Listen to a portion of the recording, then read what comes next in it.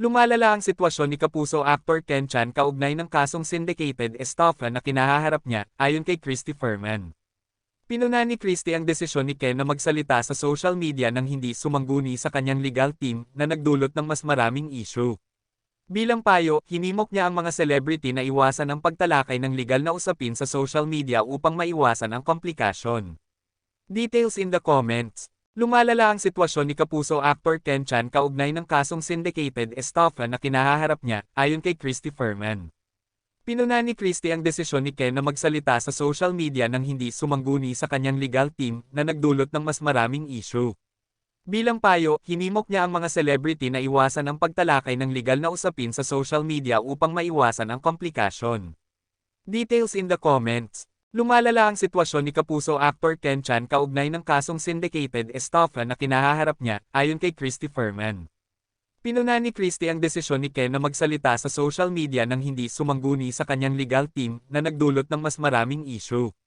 Bilang payo, hinimok niya ang mga celebrity na iwasan ang pagtalakay ng legal na usapin sa social media upang maiwasan ang komplikasyon. Details in the comments. Lumalala ang sitwasyon ni Kapuso actor Ken Chan kaugnay ng kasong syndicated estafa na kinahaharap niya, ayon kay Christy Ferman. Pinuna ni Christy ang desisyon ni Ken na magsalita sa social media nang hindi sumangguni sa kanyang legal team na nagdulot ng mas maraming issue. Bilang payo, hinimok niya ang mga celebrity na iwasan ang pagtalakay ng legal na usapin sa social media upang maiwasan ang komplikasyon. Details in the comments. Lumalala ang sitwasyon ni Kapuso actor Ken Chan kaugnay ng kasong syndicated estafa na kinahaharap niya, ayon kay Christy Ferman. Pinuna ni Christy ang desisyon ni Ken na magsalita sa social media nang hindi sumangguni sa kanyang legal team na nagdulot ng mas maraming issue. Bilang payo, hinimok niya ang mga celebrity na iwasan ang pagtalakay ng legal na usapin sa social media upang maiwasan ang komplikasyon.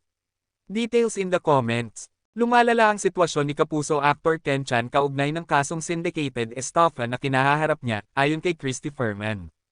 Pinuna ni Christy ang desisyon ni Ken na magsalita sa social media nang hindi sumangguni sa kanyang legal team na nagdulot ng mas maraming issue. Bilang payo, hinimok niya ang mga celebrity na iwasan ang pagtalakay ng legal na usapin sa social media upang maiwasan ang komplikasyon. Details in the comments. Lumalala ang sitwasyon ni Kapuso actor Ken Chan kaugnay ng kasong syndicated estafa na kinahaharap niya, ayon kay Christy Ferman. Pinuna ni Christy ang desisyon ni Ken na magsalita sa social media nang hindi sumangguni sa kanyang legal team na nagdulot ng mas maraming issue. Bilang payo, hinimok niya ang mga celebrity na iwasan ang pagtalakay ng legal na usapin sa social media upang maiwasan ang komplikasyon. Details in the comments.